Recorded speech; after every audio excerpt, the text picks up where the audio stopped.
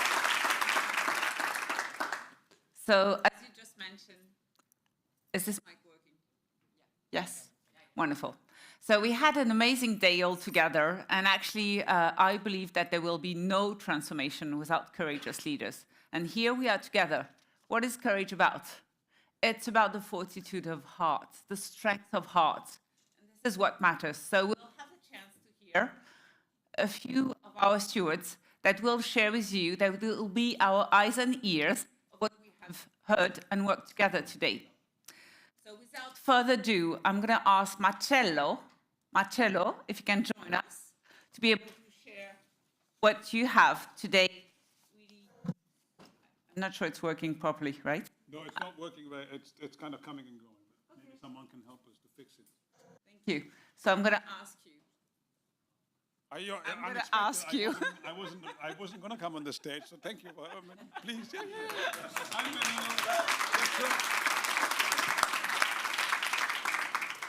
So as you always, nourish ourselves. This is what I believe is key. Please share with us your key takeaways from this day together. Yeah. Well, first of all, Len and I, we knew we wanted to be together with you, to see you, touch you, feel you, because you can't just meet once a year. This is an ongoing thing. So our kind of hope is to recreate continuously, also online and through these smaller meetings, community coming together, being together again. So this is one takeaway. It's just really beautiful to be together.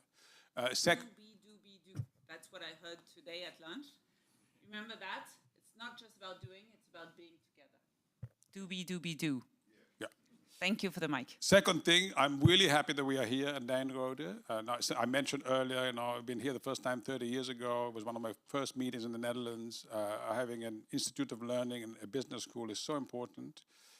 All the alumni, if we can only get all the universities in the world to really start practicing and teaching and talking about a new way of doing business, we will make a big difference. So it's great to be here.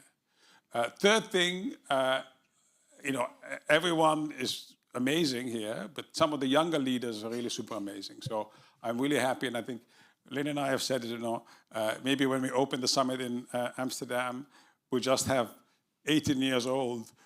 Tell us, share with us where we should be going. And of course, to do it together, clearly, but the younger people, very important.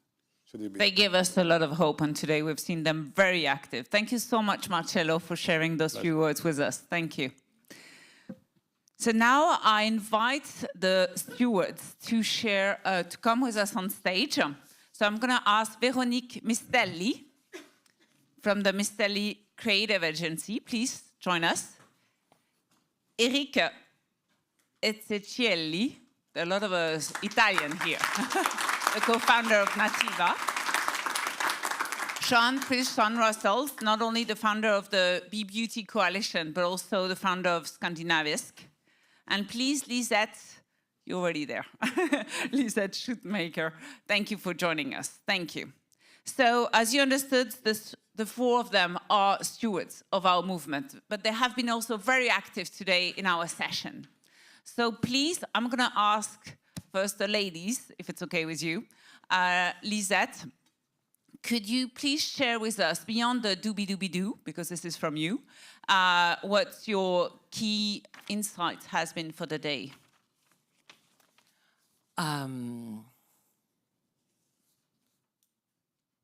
Well, one of the things that I take away is a plea for some silence,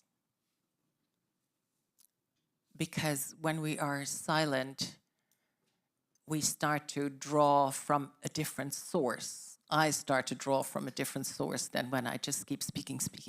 So I'm just going to do that now, because I really don't know what I'm going to say. So this is very edgy. I see some of the women smiling, thank you.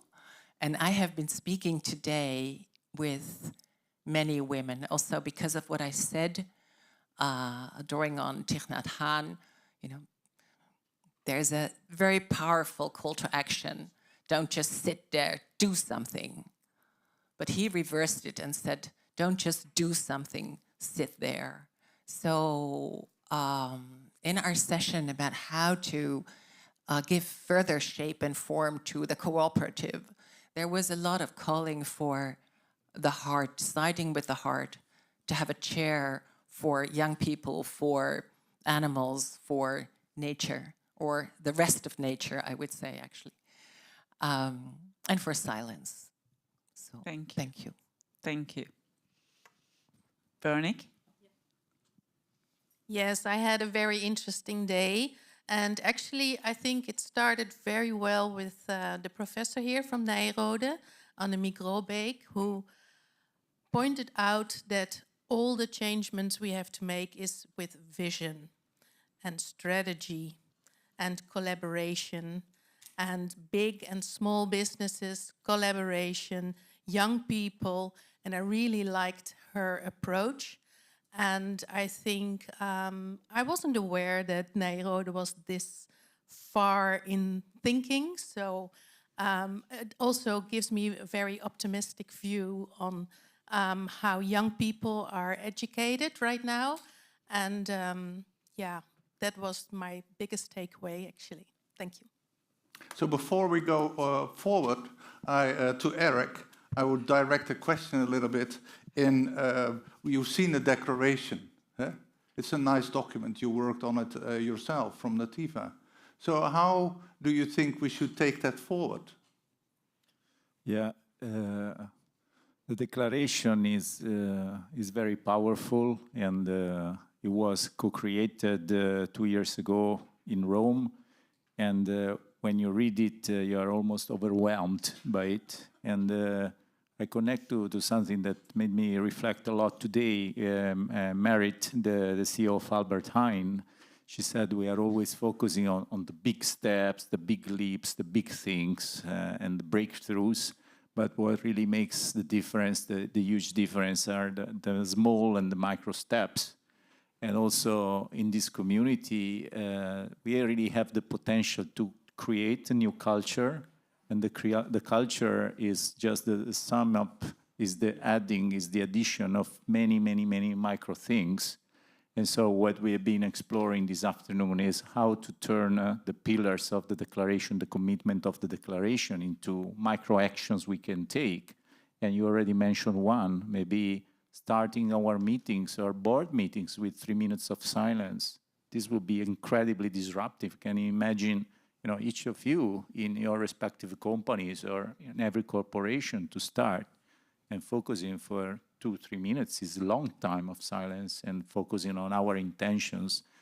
And for example, in those 3 minutes, thinking, how can I be a good ancestor? And you also propose a measurement. We also spoke about measure what matters. How do I know if I'm being a good ancestor? And there is a very, very simple metric and very, very powerful question. It's beyond any technology you can imagine, any AI, asking within my heart, am I proud of what I'm doing? So at the beginning of the day, am I proud of what I will be doing today? And at the end of the day, am I proud of what I've been doing today? And as Marcello said, at the end of the line, you will meet yourself, what you could have been. So will you be proud of what you have done in your life? And you build it with this micro action every single day. So can I ask you one thing, Eric? Can I ask the audience that we do the sum meter on how proud are you today of your day? Super proud is this thumb up. Not so proud is this. Can you tell us how proud are you from your day today? Pretty proud. Super high. Quite impressed, actually, even though there are some differences. And this is a good transition for the next speaker, Sean. Sean is all about coalition. Isabel, can yes. I add something? Well, Annemiek Robeek this morning also spoke vehemently about leaving our ego at the door. Kind of hang up your coat and leave your ego there. And this pride, of course, is really the deep pride. And that's what you addressed, is can I look into the mirror and feel, yes, I have been a good ancestor. So, yeah, just the nuance there. Thank you. So going back to Sean, so we are all here conscious because we are all very engaged, right? As Be4 Good leaders and we're all doing good things, more or less, but in the good direction. I think that we are all in the right direction. But we are all conscious that we are not there at all at the speed and the scale that the world needs. So we need one another. And this is where really coalitions of actions really make sense. So can you tell us more about what you've heard today, Sean, about can we speed up the scale? How can we accelerate collective action? Because it's not so easy, right? No, it's not so easy. As the chair of the B Corp Beauty Coalition, one of the co-founders of that movement, which is similar in age to Be4 Good Leaders, and I've been one of the lucky ones to be involved in both or more or less from foundation. At the centre, in terms of the B Corp Beauty Coalition, it is incredibly frustrating. It always feels tremendously slow. Collective action, working together with people that you don't know in organizations that you have nothing to do with. They may be competitors or they may be completely different. Specific to the coalition, I was working directly with competitors and continue to do so. Here, it is much, much more macro. It is even more broad and arguably even more challenging. But what I find reassuring in looking at both of those movements and seeing what's already been achieved in a relatively short space of time is firstly, there's a common mindset. That's the most important element. If you don't share the same mindset, almost nothing will happen. But if you have the mindset and you can create a framework around that mindset, which of course Eric has just confirmed the work and the words that were used in Rome and continue to be our North Star. And then you bring people together as frequently as you possibly can, so it becomes a part of their weekly life, their business life, not just an occasional Zoom call once every 6 months.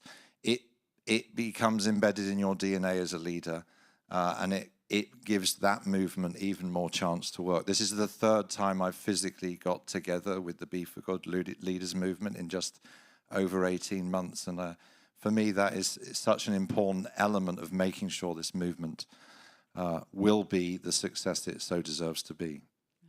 Thank you. By the way, for the people who are not in Rome, the declaration that you just saw was co-created, basically by a group of about 14 young people who ran around for 2 days. Well, ran around.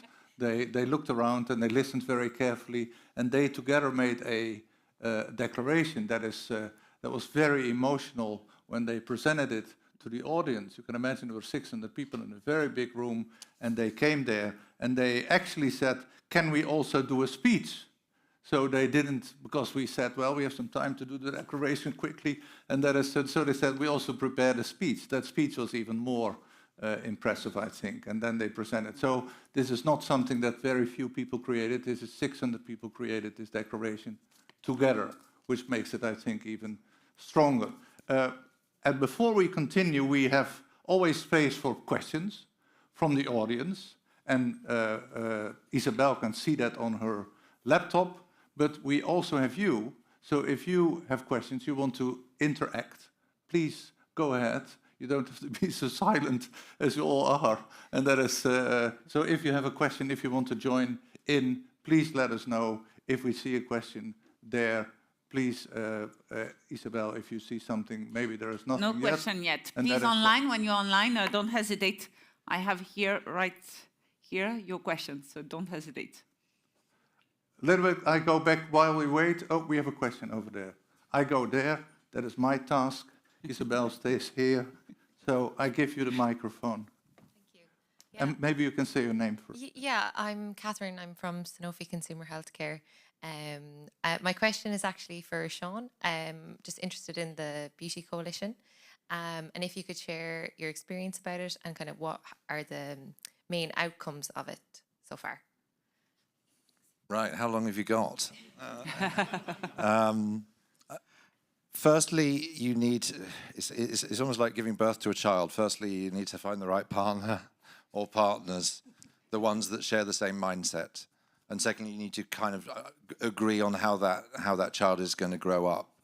We had a governance, operating procedures, and then we learned to walk. We found others to join us on the journey, and from 7 B Corps, we became 70 B Corps in less. It was very important that we built momentum and involvement from multiple different places all over the world, specific to our coalition. We are looking to change the beauty industry for good, to improve the sustainability standards of the beauty industry. That was our North Star, remains our North Star.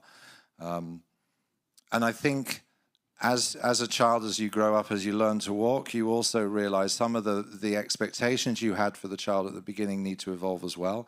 So we are now moving into a kind of second iteration of the Beauty Coalition starting in 2024.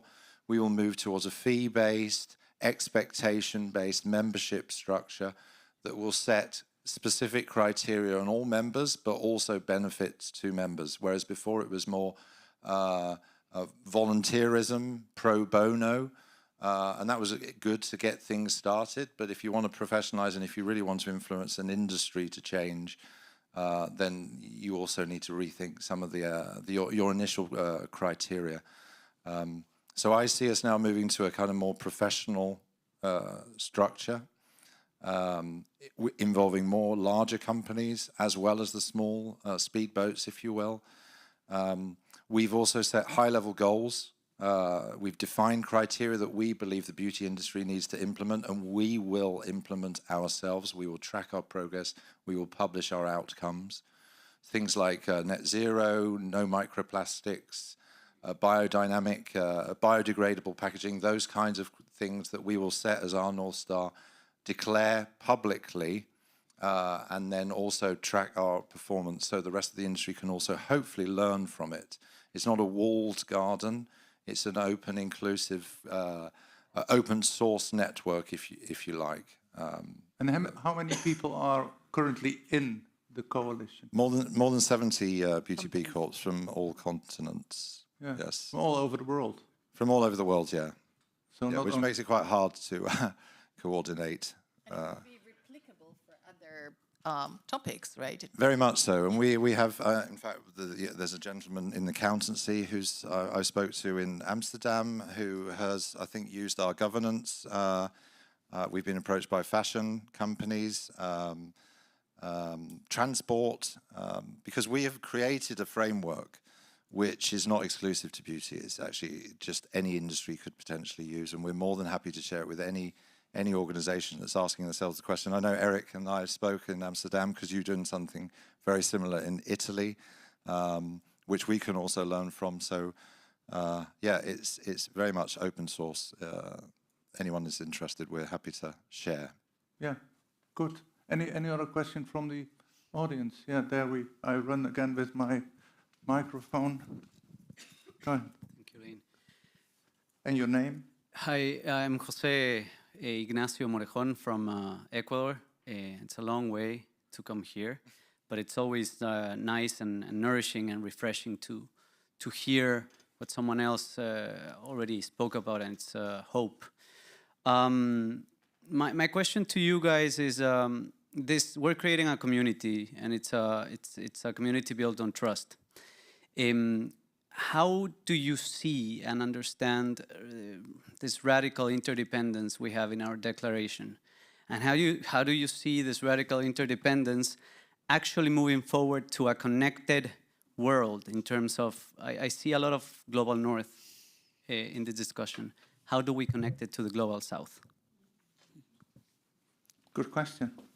Is there anybody of you that dares to answer?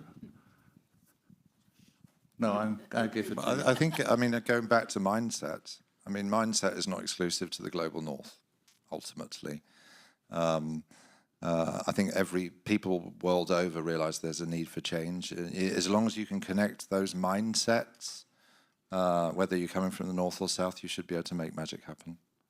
And before Lisette goes in, I would like to tell all of you that we have a program developed that we started in Amsterdam during the summit, and we started to call it Global South program, Well, that was not a very good name. So it's now called the World Leaders Program.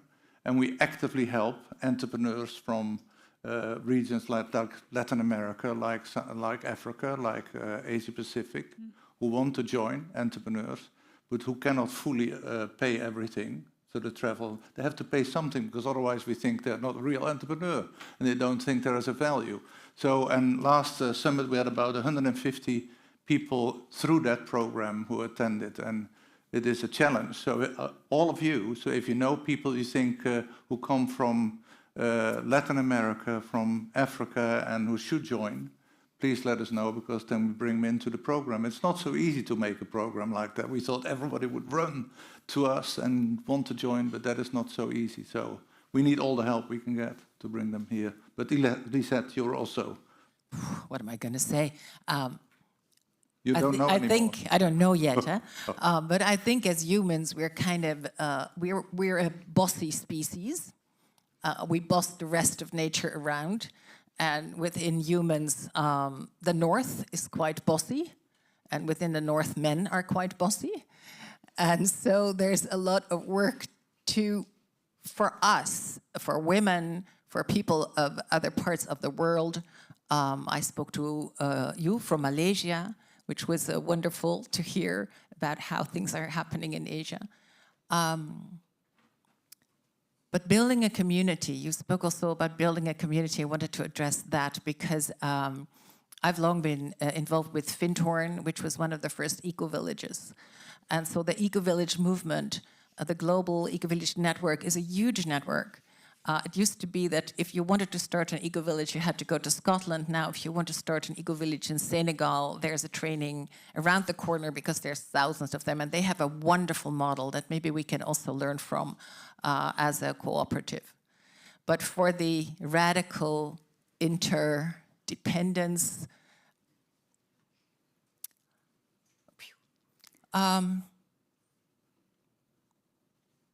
think that is a daily practice. It's just a daily practice of remembering that as this kind of postal code, I'm part of the universe even, you know. And in some outer corner, there's this solar system, and in some little corner, there is us, and we're doing the best we can and making a huge mess. And yeah, so just a remembering every day, that is my answer. Do you think that maybe the game that you developed would help to answer his question? Well, thank you.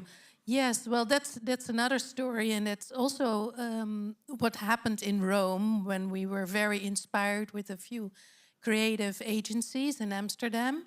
During COVID time, we thought, how are we going to work together and use the creative minds to do something good for this world? And we said, well, we want to put our effort in diversity and inclusion. So we developed a game. It took us 3 years, happily not only in COVID time, but also a bit later. And we worked on that with 120 people because we thought it was very important to have real stories.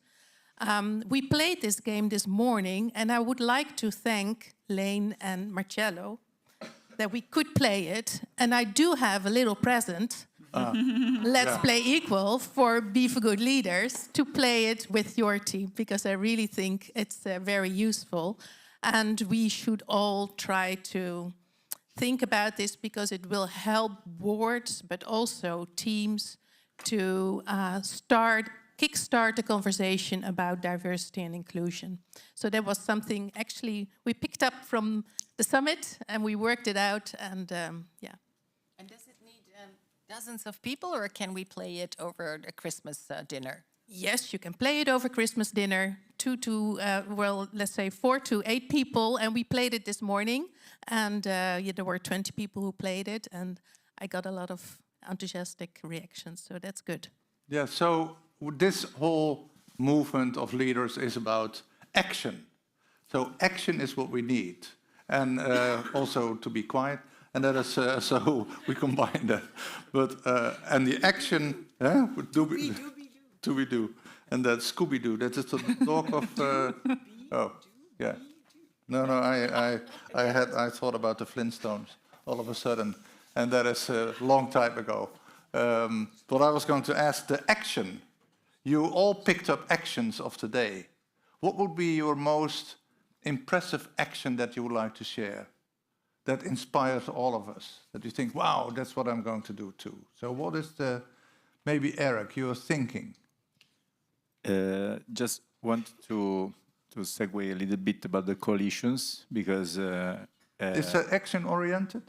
It is, Okay, good. Because we said before that we have to focus on the micro things and create the culture and so on and so forth, but eventually, as you opened this morning, this will or could or should become like a political force.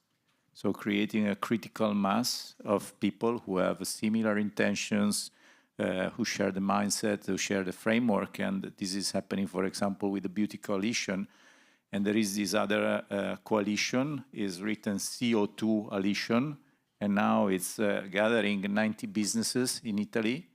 Altogether, there are about 35,000 people, 20 billion revenues. All of them have accomplished very disruptive action. They wrote decarbonization in their statutes, in their bylaws. So it becomes the mandate from shareholders to the management to decarbonize the company.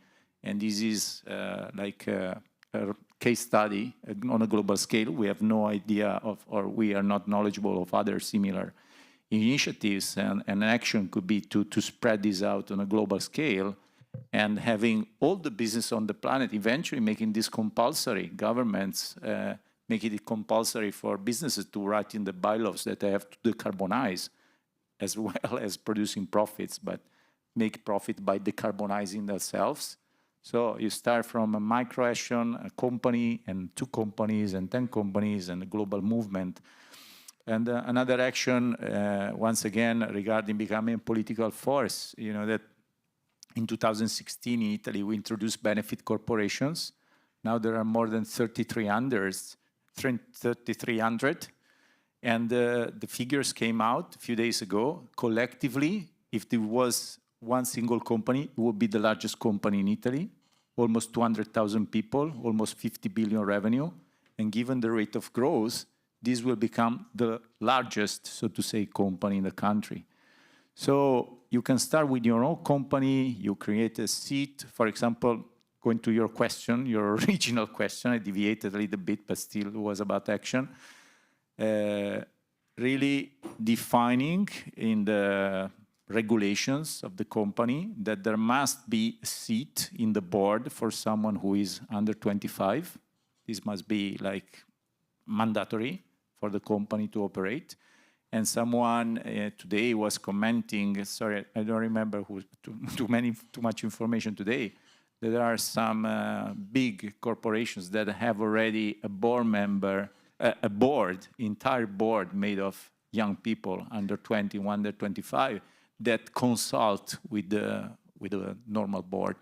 So, you know, these are incredibly powerful actions because the limitation is being stuck in your mindset and paradigms as white, old males, and nothing really changes until this is the, let's say, the overall culture. A lot about it is about building a more inclusive and collaborative governance. I believe that there is a huge difference, and the only thing that makes a difference between companies that succeed and the one that fails is this point. That's my conviction, is the one that are able to build a more collaborative and inclusive governance. And there is a question, actually, from the online, from Vinicius, that is asking, especially on the governance part, what would be the worst network governance scenarios that we should avoid? So I think it's a fair question also to ask. Who wants to answer this one? Eric, Sean? Or? But for us or generally? The question doesn't say, so let's say that generally I wouldn't say that. I just throw something on the in the room. Last weekend, pretty much OpenAI went upside down. The company that created ChatGPT, the CEO resigned, a new CEO was appointed, a female, 34 years old, and then there was a new change of CEO, clash between the company and the board. To make a long story short, apparently the entire company is converging into Microsoft. And if I think about potential, maybe everything is going to be all right, but potential nightmare is such a huge company having this huge capacity, technological capacity, and pretty much nothing to limit it. So for me, a governance nightmare is someone or something taking over everything, corporations becoming larger and larger and larger without limits. And this is actually what's happening right now. And policymakers are not really intervening because, as we know, they are pretty heavily influenced by those larger and larger and larger corporations. But eventually there is nothing in nature which is large and dominating and centralized. So nature finds way to, fragment things. So there is nothing in nature which is centralized apart from the sun. Everything else is distributed. So just a reflection, but I would just say the worst kind of governance is the one that has a singular focus on profitability as the only or primary metric. Thank you. Actually, in one of the group today, there was a recommendation that when we look at a metric that matters, maybe that we should really encourage every one of us and every leaders around us to avoid and to ban every dashboard that only looks at economic performance. So just adding one more KPI, whether it's about, the carbon footprint or the employees' well-being, whatever matters most to the leaders of the company or the activities of the company, but just add one more KPI to make sure that you don't look at only economic performance. Really? Only one? To start with, can we not do more radical? Can we not be more radical? We want them all. We want a seat for the planet, a seat for the animals, a seat for the plants, a seat for the next generations. Yeah. Before we move on to our next theme, we always have two themes. I would like to check if there's online or in the audience anybody who wants to add something to this discussion, a smart remark. That is a difficult and dangerous remark from my side, but a remark or so. Go ahead. Your name also. Hi, I'm Christophe Fauconnier from Innate Motion. A question on radical interdependence. I was sitting here and I miss Satish. And I think radical interdependence is so much easier when we can radically love. And creating that space for compassion, broader compassion, then interdependence becomes so much easier. So I would say just read his book, Radical Love, that we can become more generous, more compassionate, and then interdependence becomes so much easier. Thank you. So, Satish, we miss you. Thank you, Christophe. By the way, Christophe Fauconnier is one of the founders, together with Randall and two other friends, of the Regenerative Alliance. And the Regenerative Alliance and Be for Good Leaders have now signed an agreement that the whole network of the Regenerative Alliance is joining with all the beautiful products, Be for Good Leaders network. So that is love, isn't it? Yeah. Very good. Doing things together. Do you have anything more? No. No, nothing from the audience, nothing maybe from you.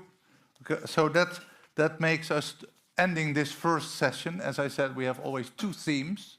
Every Leaders Dialogue has two themes. The first theme was to see what we got out of the day. And before we come...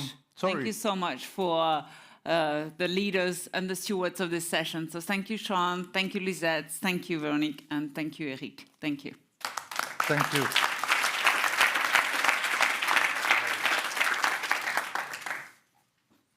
You know, I love it because every time we get together, it brings everyone a lot of hope.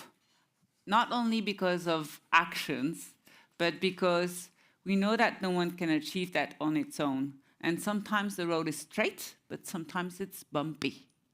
And every time we get together, it gives us so much strength that we feel really great afterwards. So maybe I'm going to ask, before we go into the next panel, I'm going to ask a few leaders from our community to share their commitments after this day. So the first one would be Chris Marcus. I would love to hear your personal commitments. So where are you in the Chris is here. Yes. So a commitment, and maybe you can also say who you are, Chris. Yes, thank you very much. My name is Chris Marquis. I teach at Cambridge University. As you can probably tell my voice, I'm not British. I'm actually American, moved over there a few years ago. A commitment. You know, one of the things I've really appreciated about this meeting is the focus on action and urgency. And I must admit, after moving to an 800-year institution, those are new ideas to me. So, so maybe I think if a commitment is to be more action-oriented in, so most of the work I do in this community is writing and communicating. And so, so certainly I've taken away a lot from here around regeneration and businesses that are really, you know, focused on that. And so I think that will be where I put my attention. Thank you, Chris. Thank you. So as Lane explained earlier, I'm very engaged into female entrepreneurs and female leadership. So thank you so much for the panel that we had today. And I would love to hear Anne Pleun on her key commitment of today. Where are you, Anne? Yeah, Anna left because she, as she has said to all of us, she had a brain, or how do you say that, attack about a year and a half ago, and she could not handle the pressure anymore of the whole day. Okay. So she had a headache and she left, she had to leave. So that means that we have to find another lady in the audience. You know what? Helle. No, we go to the no, yeah, Helle is also there. We go to two ladies. Maybe that is a good idea. We go to Helle and we go to the woman who was here also on the panel and who finally was elected as the Female Sustainable Entrepreneur of the Year. So maybe what is your commitment? And maybe you can say your name again. Hi, my name is Ananda. Nice to meet you all. I think my commitment is to stay open and tell our story. And, you know, I started the company from an intrinsic motivation to work on a circular economy. And I think I want to share my story, but also my knowledge. So if anyone is interested to connect, to exchange knowledge, then that's something I want to give back to this new And way. you're committed to the circular... Yes, 100%. And you know that the world needs role model. And the fact that you are sharing that it is possible gives us so much hope. Thank you. Thank you. What is the name of the company? Reliving. Reliving. What if we could relive our planet, right? Reliving. Beautiful word. So then that brings us to Helle, who is here, also one of the stewards. Helle? Yes, hello everyone. Thanks for putting me on the spot, Isabel. I love this group. You know, every time we get together, I feel I'm less alone. I think that's probably the most important statement I can make today is I take away from these events the energy to fully live the radical human being that I am. And I would say that my commitment is to go away and to make fully sure that the day I meet the person that I could have been, I meet myself. Bravo, Helle. And now we would love to hear you, Paul Kloppenborg, please. Your commitment, Paul. and maybe you can say who you are and what you do. My name is Paul Kloppenborg, and for the last 20 years I've been running private equity funds. We put $1 billion to work in originally scaling solar. now we are very much investing dollars combined with decarbonization. It means to my LPs, I inform the CO2 reduction at our companies where I invest in that I need to scale to impact. I report to them, like 6 years ago we started with CO2. That is a commitment that I took up in myself and the fund. So my whole team investing in growth companies in clean energy currently. We look at decarbonization. Within decarbonization, we look at methane. So CO2 out of the air is important. To get methane out of the air is 85x more important. You will hear on this on COP28. Maybe I may share my source of why I do this work. 20 years, exactly the same. You know, in '79 I arrived here. I'm a student from this university. We had so after Nijrode, I went to HEC and then to Delft, Technical University, and Leiden, philosophy. And for me, you know, having been able to travel through studies, I always ask myself, you know, what do we do here? The B for good leaders. What does good mean? Now, good for me means, so good has the same source as the word ethics, you know, ethics, the good act, and aesthetics, beauty. They both share the word ethos. This is the place where your inner self lives. So ethos is ethics, aesthetics is the place where you self live. And now I come to the end of the story, sorry for that. But the ethos that was planted in me by a philosopher here at Nijrode, Lut Stallard, the guys who have been at Nijrode, whether they are 50 or 90, they all know Lut Stallard because this gentleman, philosopher here on Nijrode, he always focused us training in those 3 years. Everybody was drinking in the bar. We had to play sports to get clean again and then go to philosophy or statistics or whatever you had. But the gentleman learned us our awareness, we can only spend it once, in the second, in the minute, in the day of life. We can only spend it once. So we have to orient our awareness on being. But not just being, the essence of being. And the more we enter the essence of being, the more we are at home, at the ethos, so that we can be beautiful people, aesthetics, or good people, ethics. And I hope in Be for Good Leaders, that we find, so to say, the silence of heart to meet the deeper self. That's your commitment of the day. That is how I live. That's a big one.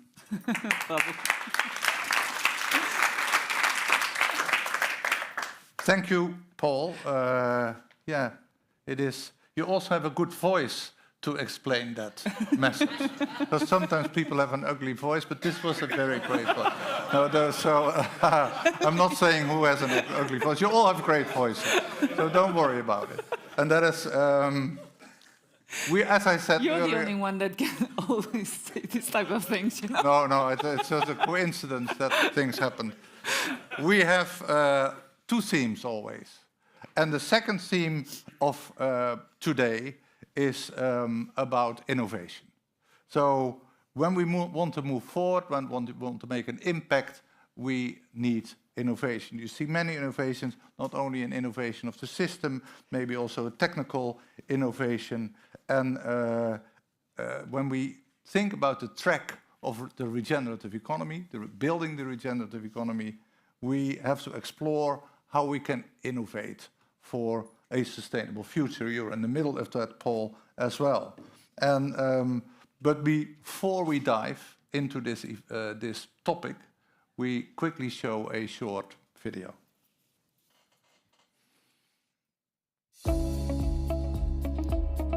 As we get wiser, as we get more mature, we'll be able to put aside the shorter-term worries and focus more on the long term. So coming back to the question, how far in the future should we look?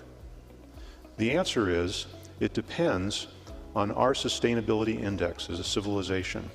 The wiser we are, the more mature we are, the more we look at the longer-term issues. So innovation is one of the answers. Innovation can be thought of as the way that a civilization increases its sustainability and the sustainability of everything it cares about. Making electricity from human-powered steps is a concept that has been around for a while. Wood is one of the most sustainable and popular building materials. But its electroneutrality has meant that it has been relatively ignored for energy harvesting.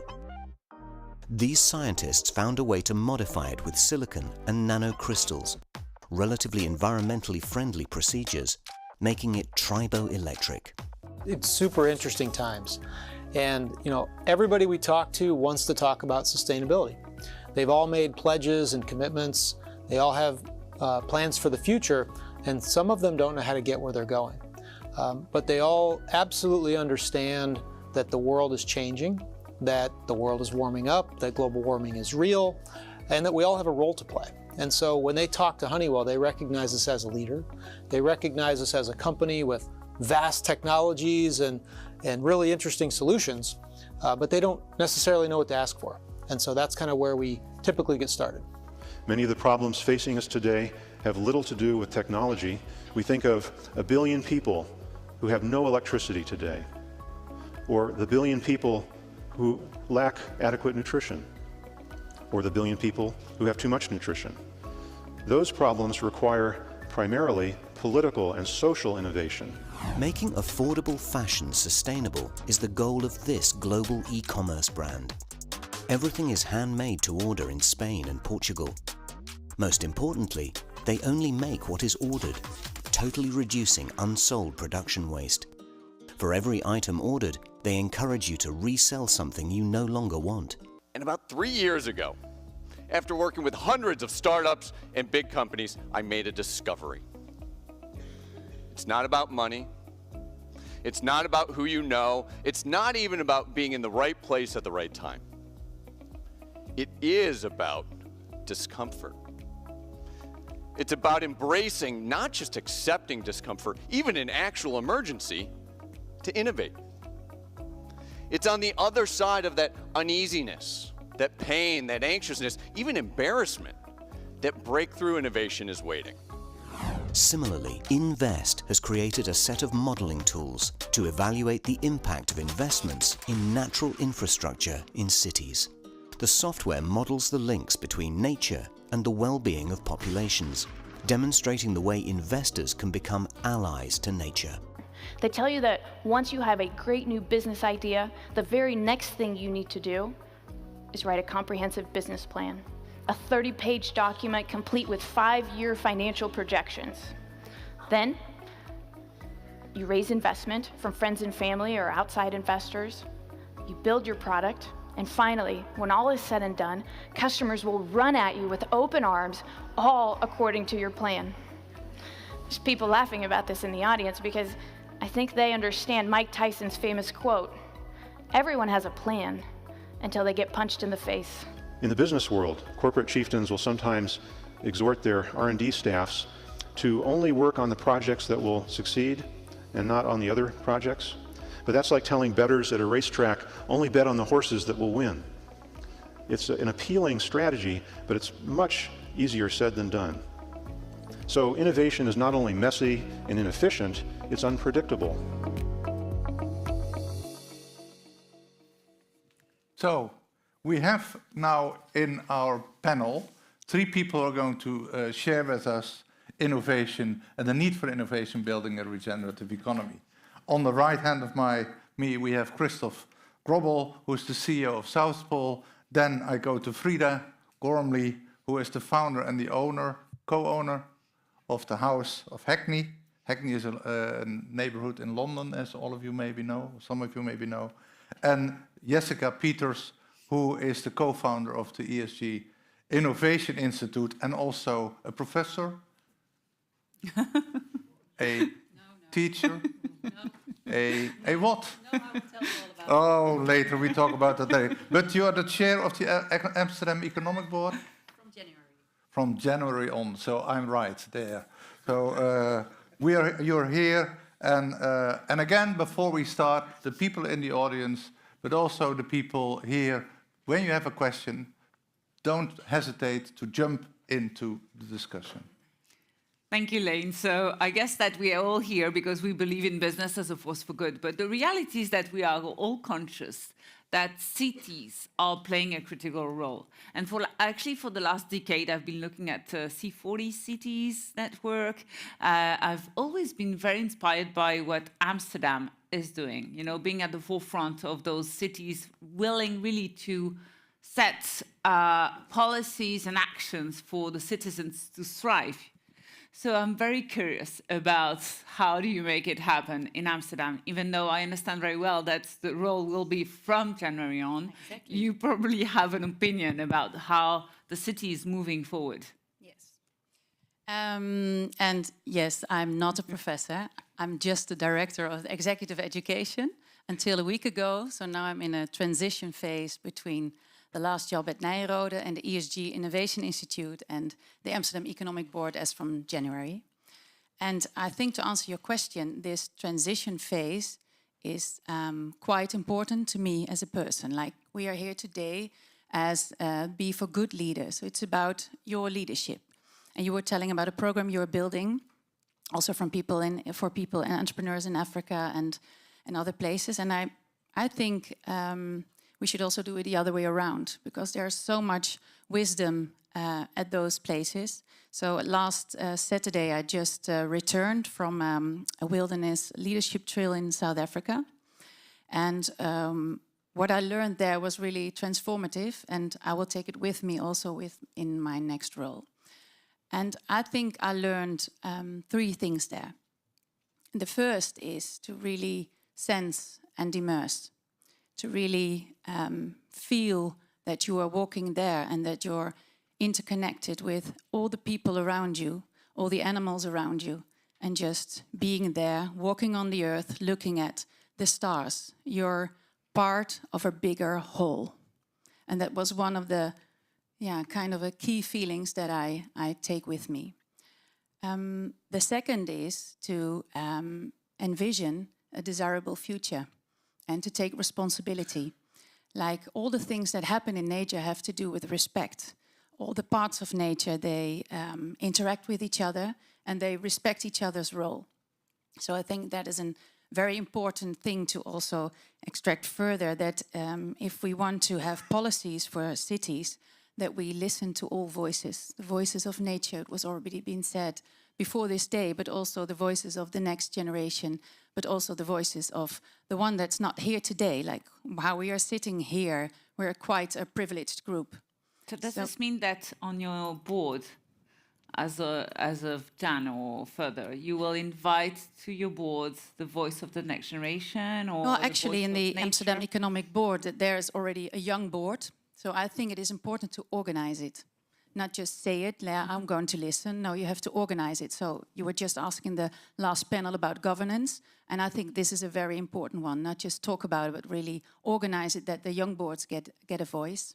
And how is it organized? Tell us more about it. Well, it is organized that they have a real voice in the agenda setting. I think that's a very important part. And that the plans that are being taken further, they're part of it. So they're also responsible. And that also takes me to the third lesson. And there in the wilderness, you are nothing without collective leadership. It's just you're nothing. Just as one person, you can do nothing. You will not survive.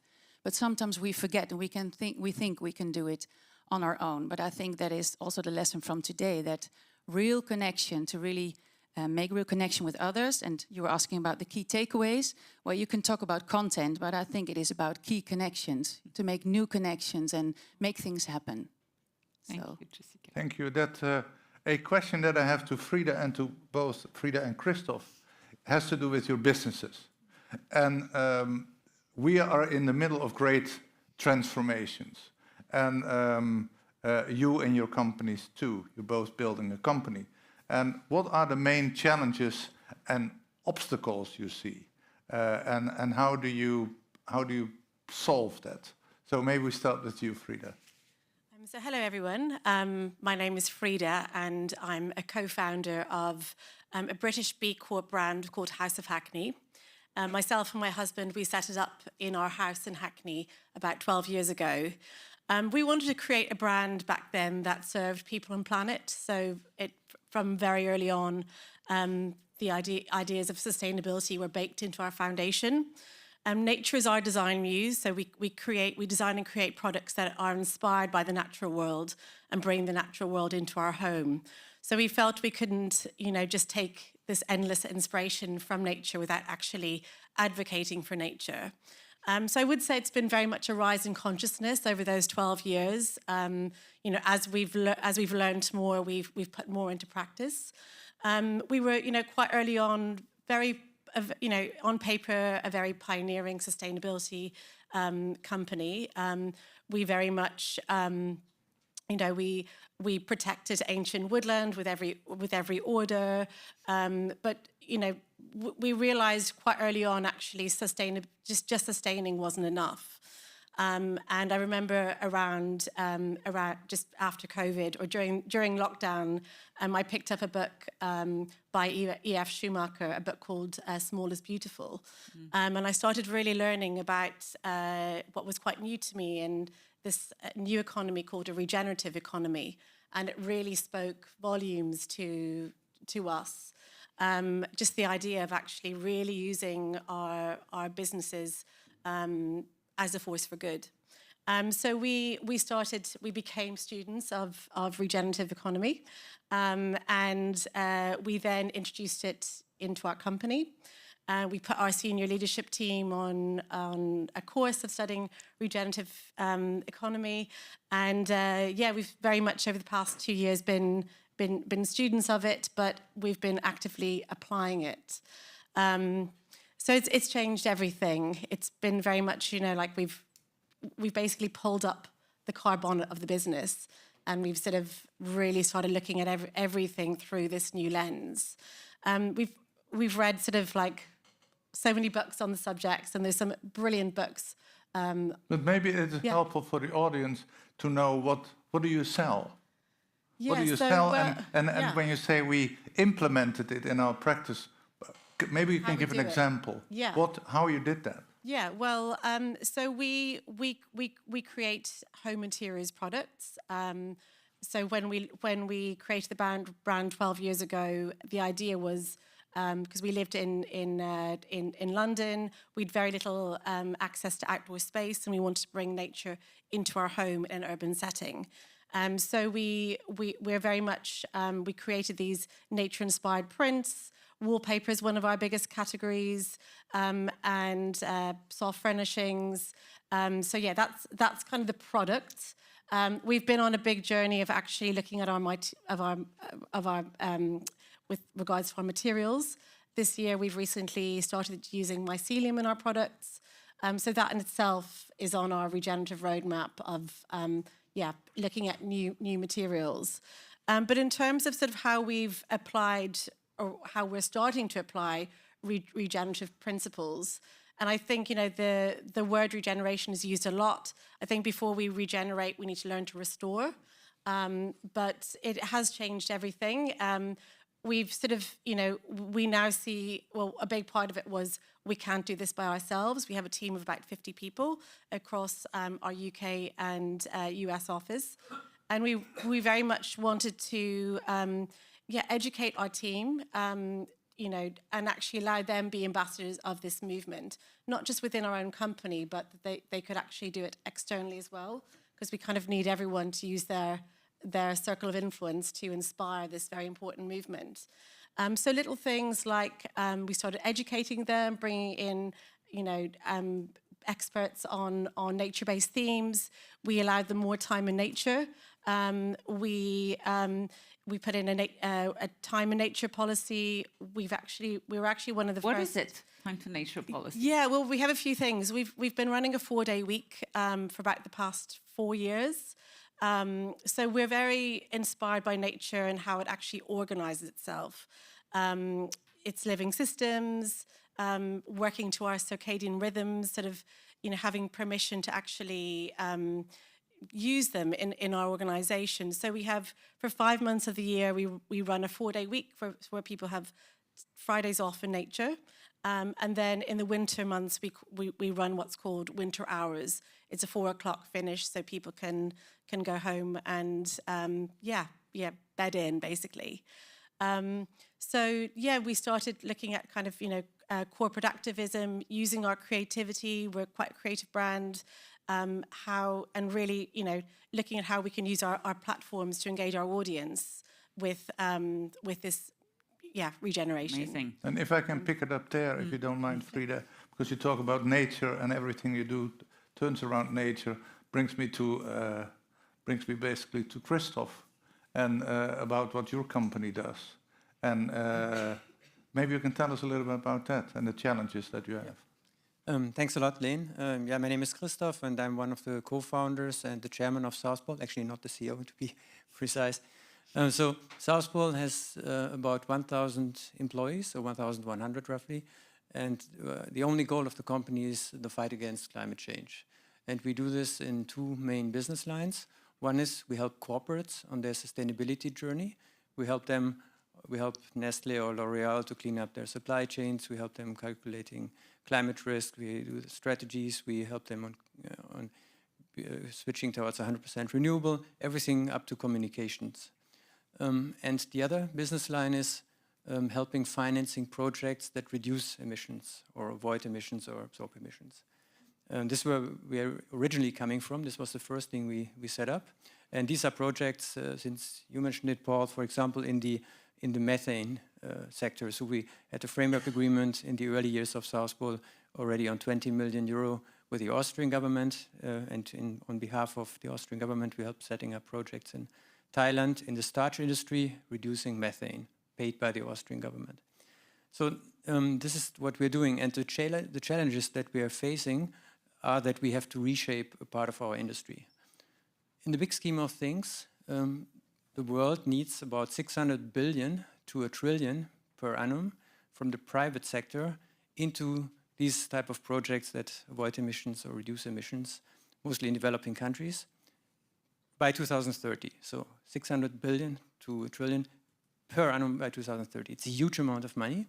And a good part of the world believes that it needs market mechanisms to make these flows available. But there is another part of the world that believes market mechanisms are a bad thing. You should rather go through other mechanisms, just government-to-government money, donation. So how do you do when they disagree? I mean, there are two worlds and two separate worlds that disagree. How do you manage? Yeah, this is a similar question. How do you bring the Republicans and the Democrats together in the US? I guess we just have to accept the fact that these two worlds they do exist now. We see them in the media every day, and they will exist as well for the next 100 years. So they won't go away. That's not going to happen. But we're on the receiving end at the moment of media bashing the market mechanisms, and that's not a specific topic on Southpol, but one of the big clients of ours tells us, look, we are a category leader. That's where we are being pulled into this. Southpol is a category leader. That's where you're being pulled into this. So we are in this market mechanisms. And the problem is that in the early years, it was the UN as the authority. The UN basically set the goals and the rules in this CDM system. And then eventually when the market crashed after 2012, because there was no successor to the Kyoto Protocol, certain voluntary standards came up. And this worked well when the market was small. But then when they got the first attacks, let's say a year ago, they kind of collapsed more or less. Or they didn't put their head up and said, look, I've been founded by the World Business Council or by the Climate Group and I stand for something. They didn't defend their own systems. Anyhow, so then the parties that used their mechanisms got attacked, and that's still the situation now. So basically, I'm saying we have to reshape the market now. That's a big challenge. But we don't have time to wait for the rules to happen, to have everyone agree to the same rules. Well, that's exactly the problem. We can't wait for another 20 years or so. And actually, it is known. Well, Yes, tell us. Look, I mean, it is known by the oil industry since 1971 that climate change is for real and so. And we have this IPCC report since 1990. Until 2018, the media made the world believe that climate change is the debate is still on, because 3 scientists paid by the oil industry kept saying that there's still a scientific debate. For 28 years, media have blocked basically the fight against climate change. until we had Greta coming on stage, and there was something more interesting to talk about. Now this has its own problem. But anyhow, so at the moment at least, you have to be pretty hard-nosed in a certain way if you want to play in this field. And talking about going forward now, we see many compliance systems being set up in all kinds of developing countries, Thailand, India, Malaysia, and so on. They set their own rules, they set their own standards, and then you have a clear authority in the country. And there is a mix between the compliance market and the voluntary market. They converge basically locally. And this voluntary market, which you need as well on a global scale, at least in some sectors, has to be reshaped.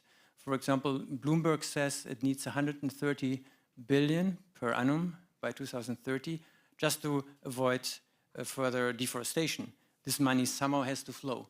But we might have to rethink system, because you can always attack a project that protects the forest. If you have 100,000 people living in an area, like in our projects, like the one in Zimbabwe that's often mentioned, 300,000 people living there, of course you will find somebody who doesn't like the project. That's impossible. So we might have to think about completely different schemes, like debt for nature swaps in countries, or protecting square kilometers instead of counting in tons. You need to be inventive. You have to be. But are you positive about it? Look, I mean, I think we're losing time. That's the problem. I mean, we should be working on all mechanisms in parallel and in a positive mode. And for now, at least over the last years, I've heard many criticism on the market mechanisms. And it's easy to criticize them because everything is totally transparent. But I've never heard an alternative. I've missed the constructive element in it. So that makes me feel a bit bad that I see a lot of money not being available. And it's not just on the upstream side, it's the projects that are being bashed, but downstream, it's all the corporates that make claims of whatever sort they're being bashed for making claims. So they rather they put their head down and they say, why should I invest actually in projects if I only get bad press? I think we move now a little bit to the talent. No, beyond talent, I think that we have a question. Please, yes, go ahead. I think it's important for us to welcome questions.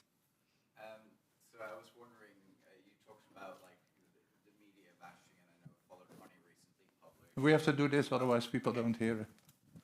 Because remember, there are people online that are also name? with us. Hi, I'm Jan Anne. I work for the Business University, and I think it's really important work you guys do. And recently, Follow the Money, a Dutch organization, had a critique on some of the projects, saying there were fictitious carbon credits. And I was wondering, how do you guys increase your transparency based on those findings? And what do you guys do to make them more credible so companies will invest into these important projects? For example, I wrote a letter as the chairman of South Pole a week ago, actually about almost 2 weeks ago now, to Vera, to the Standard, asking them to make it very clear now what the status of these certificates is. Because it's very clear that all the certificates that have been issued according to the Standard are fully valid and they can never be revoked. And there is the very clear mechanisms, just the standards just put their head down and instead of defending their own systems. So that is the problem we're having. And as well, kind of the meta standard that is being set up now, which is called ICBCM, Integrity Council for the Voluntary Carbon Market. The very core of the standard is the definition of a carbon credit. And that definition is you set a baseline, what would happen without the project, and you compare it to your project. That's their definition that you can see under the core carbon principles on their website of that meta standard. So whenever an article says a project didn't live up to their promise, they should stand up and basically say a project doesn't promise anything.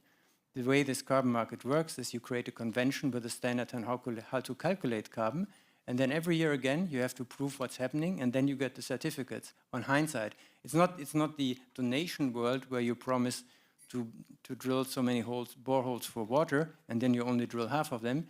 You don't promise anything. You just create a very clear logic on how to calculate. You get carbon certificates against it, and that's on the upstream side. So Thank you so much.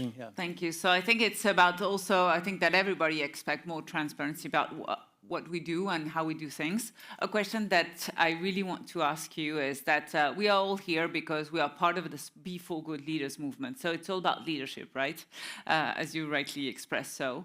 I would like to ask you, what would be your advice to a leader or be for good leader, a leader starting this journey of being a force for good? What would your advice be as a leader? Maybe we start with Isabel. Jessica, sorry. Jessica. Yes, well, to start, if I look at my own experience when I just started working a long time ago, then I wanted to change so many things. I saw so many things that we could do better, and I had all those propositions to do that. And then there was an old, wise colleague who told me, well, Jessica, this is not how it works here. So besides feeling really small at that time, I was really convinced that if one day I would be wise and old, I would never, ever say that to somebody who just joined an organization. Because I think what we do, if we lead and if we go on being in an organization, you get to know how things work, how we say in Dutch, how de hazen lopen. But then, I mean, it's handy. I mean, you can cope, you can make the situation less complex, but you will not change. If you don't listen to the voices that say, we can change, don't say, well, this is not how it works here. Stay open. So helpful. Thank you so much, Jessica.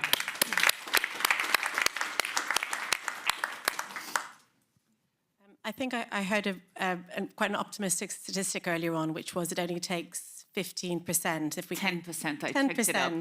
and someone else said 3% earlier on, I think at country level. So, yeah, I think, to be able to mobilize that small percentage, we're all leading organizations that make an impact. So we have a duty.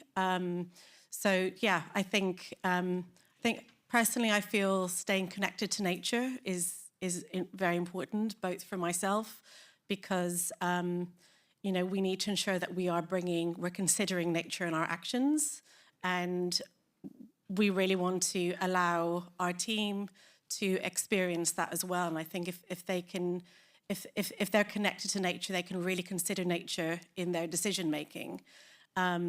And I think there was a book mentioned earlier on, Satish Kumar's Radical Love book. And I think for any leader to read that, I actually bought a copy for each person on my team. And it's a really beautiful reminder just to reconnect ourselves to our heart and to lead with heart. So, yeah. Thank you. And before we go to, thank you. Before we go to you, Christopher, about leadership, I would really like to check in if there is anything from the audience, because we have about 7 minutes to go on, and we need not to forget the audience. You check there? Not yet, but I see that Pavel is online. Don't hesitate, my friend, to ask any question. We're here for you. Is there anything from you that you want to join in the discussion? You want to make a remark? You want to be smart or not smart? It's also good. Not smart, yeah. Paul. So on not smart, just 1 minute. We all want to make an impact. We want to be good leaders, so we lead other people flying over the earth. What I would advise good leaders who are sitting here, we invested in a company called Goodwings. The gentleman is sitting over there, Christian Hull in Denmark, but just book with goodwings.com, so no longer with booking.com, but with goodwings.com, because they buy SAF at the moment that you book your flight or book your hotel or book your hotel, your car, anything you book on bookings.com, because by doing it in that way, we as a group and the audience at home, you make an immediate impact in getting down. And it would be great if the B Corporation, the B for Good Leaders Corporation could register how many B for Good Leaders actually book with Goodwings and see the CO2 that we as a group can make, the CO2 coming down. Yeah, I'm very happy, Paul, that you make that remark, because during our last summits, we calculated how all the people that came from all over the world, how much we saved. Isn't that right? 160 tons. 160 tons in Rome, or? in Rome, 160 tons. It sounds like a lot to me, but I don't know. Is that a lot? It is. The average European emits around 10 tons, depending on how you measure. Yeah, it's more than nothing. So at least we calculated it and we did moving in the right direction. So it's a great company, good wings. Thank you, Paul. Anybody else? Yeah, I have. Marcello. No, it is. So it's a praise for the Danes. I like you to look up Mette Lykke, Lykke. She is the CEO founder of Too Good To Go. She's a B Corp. And 3 days ago, she talked about what is leadership, good leadership. So if you Google Mette Lykke, lady, she must be 36. So my plea is we need to have more women leaders. We have to have more younger women leaders. And Mette Lykke is one of those leaders who actually shares with all of us. So look her up, please. Thank you, Marcello. I give you the mic. Your name, please. Yeah. Hey everyone, so my name is Pim. I'm a CTO at VCO. I have to sit here. So my background is technology, and I was in a technology session today. And what I heard really struck me, and I want to take that to everybody. Technology sometimes is really seen as this big solution, and we're waiting for big solutions. We're waiting for some sort of a black box AI to tell us what to do, but we shouldn't, because we need to use the technologies that are out there right now, and therefore already make the decision. Because AI is not going to do it, because blockchain also didn't do it, right? So there's so many things that we kind of magicify as a technology, and I'm a technologist, right? I'm deep into all these kind of things, but we need to see it for what it is, and don't make it this magical thing, and make decisions on what is right now available, and take that into account, and don't wait for AI to solve your problem. This morning, yeah, that is very good. This morning we saw, for all of you who are here, what AI could do, and Cornel, you saw the picture. We put some words in, and the AI, whatever that means, created an artist impression for all of us. Anybody else? I go there, and then Johannes. And I watch the time as well. Hi, I'm Chris. One of the things that struck me today is also listening to the people that are not here today.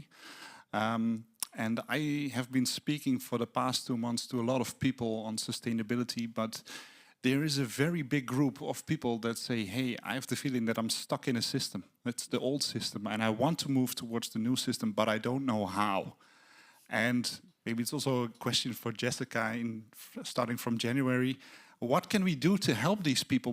Because one, we have the leaders, but then we have also the people who are not the leaders but want to do good, but they don't know how, and they need to have the option to make the step. This is so important what you say, but also what you did, talking to so many people, because I think that's where it starts. And I just told you, if I look around, it looks like a very privileged group, so we can be a community, we can make impact, but maybe we also have the luxury to make impact. So what about all those people around us that can make impact but don't know how? They don't have the resources. So what we can do is connect them. And like what you are already doing, why not drink a cup of coffee with somebody you know who wants to do something but cannot or doesn't know how, who has the attention but doesn't know how to get the intention into action. So look around you, and if we really want to talk about diversity, I mean, the community is important, but also to look outside the community. So I would say, continue what you're doing, but let's do it all. See how many people we can reach, because the impact is not just in this group, but also outside. So thank you. Thank you. Jonathan. Thank you. Johannes from Austria, founder of an impact bank there. We're starting with the impact bank. I think we have a common glue in this room and also in this movement, and this is the spirit. Everyone want to do something good. But I'm so very happy that also another dimension was mentioned today, and I think it's the effort, it's the financial part of it. Because that's also a glue that's circulating within us and the B Corps especially. And I would have a question, and actually this question arose in the auditorium in the radical interdependence between small and big companies. I think it was very brilliant to see what the small companies do and the big companies do and how they could learn from each other. And I would have the question, would the B Corps be ready to take the money they have left over, they have earned, to invest in other small B Corps that would need the money? I think this is a central question we need to answer, because this could make this movement even more strong.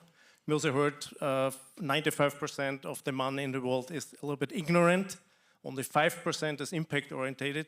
So I think it's time to get our own money moving in our right direction. So this question I would like to ask.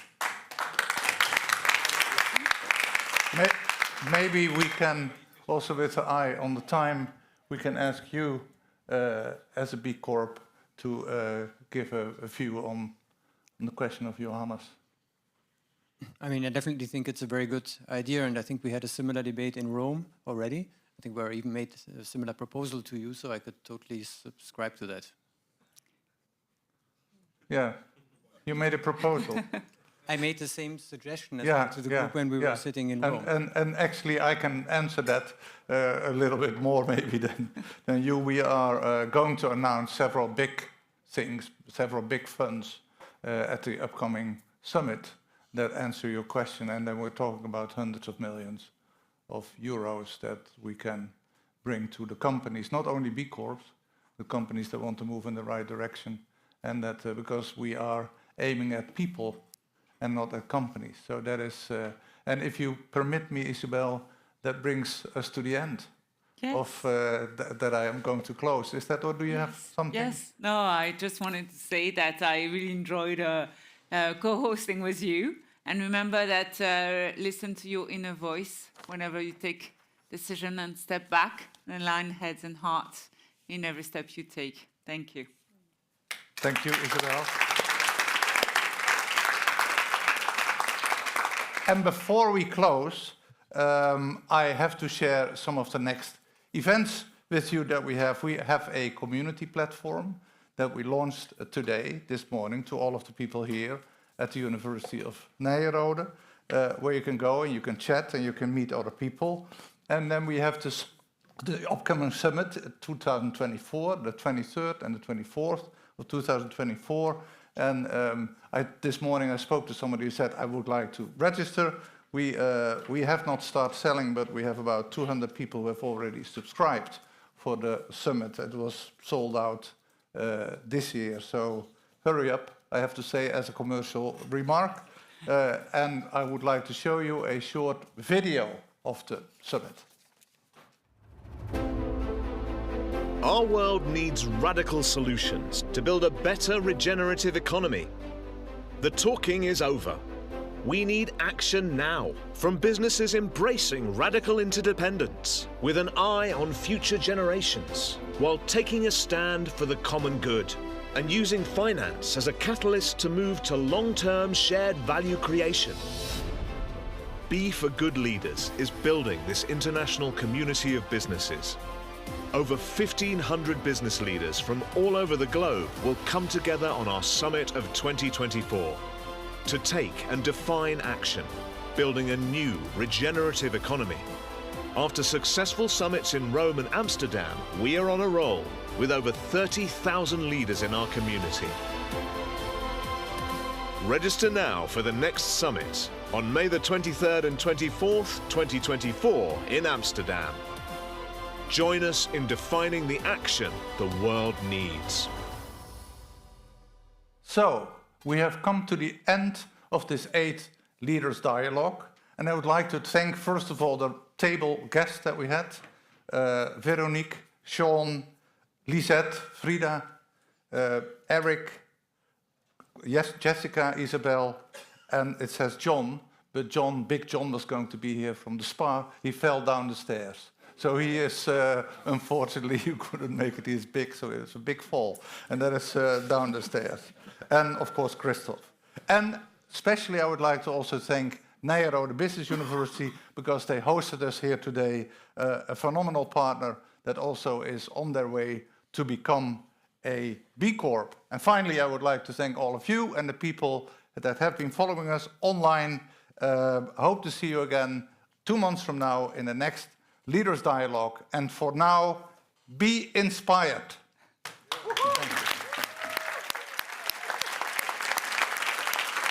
That's it.